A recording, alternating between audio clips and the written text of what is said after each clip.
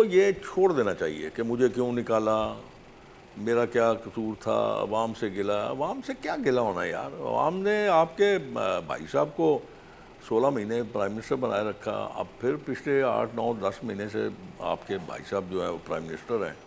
بیانیوں سے لوگوں کے پیٹ نہیں بھرتے, بیانیوں سے لوگوں کے بچوں کے مستقبل بہتر نہیں ہوتے.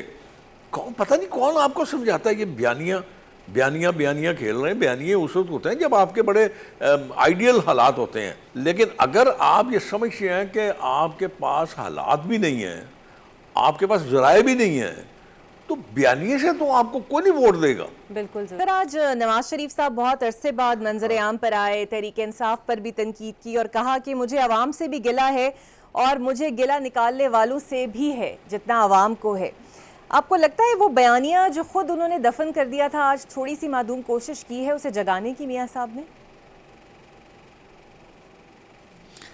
اب میاں صاحب اگر مجھ سے مشورہ کیوں کریں گے, وہ تو بڑے بڑے زیرک اور بڑے ذہین لوگ ان کے ارد گرد اکٹھے ہیں جو ان کو مشورے دیتے ہیں.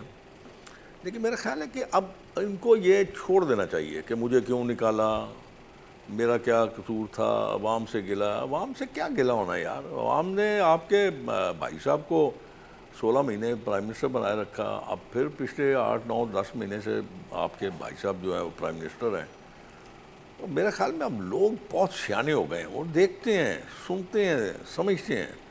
تو میرے خیال میں میاں صاحب کو جو ایکچوئل جو پرابلمز ہیں نا ان کو ایڈریس کرنا چاہیے.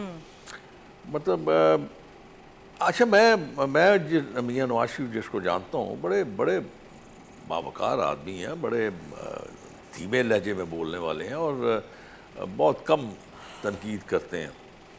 اور وہ بہتر بھی یہ رہتا ہے. میں بیشتر مرتبہ یہ بات کہہ چکا ہوں کہ اپوزیشن پہ تنقید کرنا, اپوزیشن کو اس کی مخالفت کرنا, یا ان کے سوالوں کے جواب دینا, یا ان کے ساتھ کنٹروورسی میں چلا جانا, یا ان کے ساتھ مقابلے بازی میں چلا جانا, یہ آپ کا جو سفر ہے اس کو خراب کرتا ہے. آپ نے ترقی کرنی ہے. آپ ترقی کرنے کے لیے آپ کو اپنی سوچ کو بڑا مثبت رکھنا پڑتا ہے. آپ نے آپ کو ان الجھاؤ سے, ان ٹکراؤ سے آپ کو بالکل سائیڈ لائن کرنا چاہیے. بڑا اچھا جا رہا تھا, بڑا فرسٹ کلاس جا رہا ہے. آپ الیکٹریسٹی کے جو آپ نرخ کم کیے, آپ نے آئل کے نرخ کم کیے, اور اس طرح کی چیزیں جو ہیں وہ آپ اگر اپنے سوچ کو ایک اپنی وہ رکھیں مثبت, تو میرے خیال میں آپ قابو کر سکتے ہیں. اب پتہ نہیں, میں تو میاں صاحب کے پاس نہیں ہوں, نہ میں میاں صاحب کے ساتھ ہوں, نہ میاں صاحب کی مشاورت میں ہوں.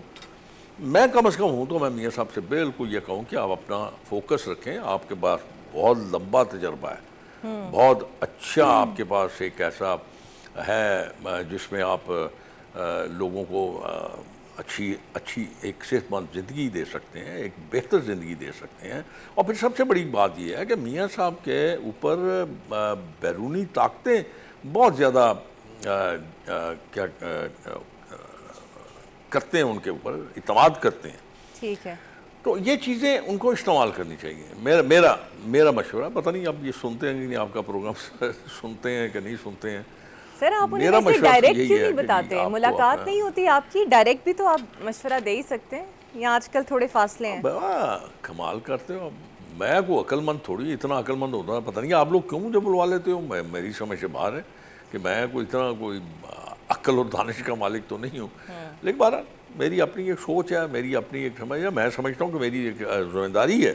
میں پاکستانی شہری ہوں, میرا کام ہے کہ میں اگر آپ مجھے بلاتے ہیں تو میرا کام ہے آپ کو صحیح راستہ دکھاؤں. مجھے اگلے دن کسی نے یہی بات کی تھی جو آپ ابھی بیانیے کی بات کر رہے ہیں. دیکھیں بی بی, بات یہ ہے, بیانیوں سے لوگوں کے پیٹ نہیں بھرتے, بیانیوں سے لوگوں کے بچوں کے مستقبل بہتر نہیں ہوتے. پتہ نہیں کون آپ کو سمجھاتا ہے یہ بیانیاں کھیل رہے ہیں. بیانیے اس وقت ہوتے ہیں جب آپ کے بڑے آئیڈیل حالات ہوتے ہیں. لیکن اگر آپ یہ سمجھتے ہیں کہ آپ کے پاس حالات بھی نہیں ہیں, آپ کے پاس ذرائع بھی نہیں ہیں, تو بیانیے سے تو آپ کو کوئی نہیں ووٹ دے گا. بالکل درست. میں آپ کو یہ بڑے وثوق سے بات کہتا ہوں کہ میری سیاست میں بڑا عرصہ ہو گیا. 79 میں میں نے پہلا الیکشن لڑا. میرے والد نے 1969 नहीं 1959 में 1959 में उन्होंने पहला इलेक्शन लड़ा। तो एक लंबा मेरे पास एक ऐसा रास्ता है, और मैं तजर्बा, मेरा अपना ज़ाती तजर्बा भी है। बिल्कुल सही। अच्छा बयानियों से सर, कुछ नहीं होता। बिल्कुल दुरुस्त। मिसाल मैं आपको, नहीं मेरी एक मिसाल, जी। मैं यहाँ पे एक आपको मिसाल देने जा रहा हूँ जी। कि आपको शायद पसंद आ जाए या आपके देखने वालों को, सुनने वालों को। जुल्फ़िकार अली भुट्टो का बयानिया आपको याद है? रोटी कपड़ा मकान, क्या मिल गया था रोटी कपड़ा मकान?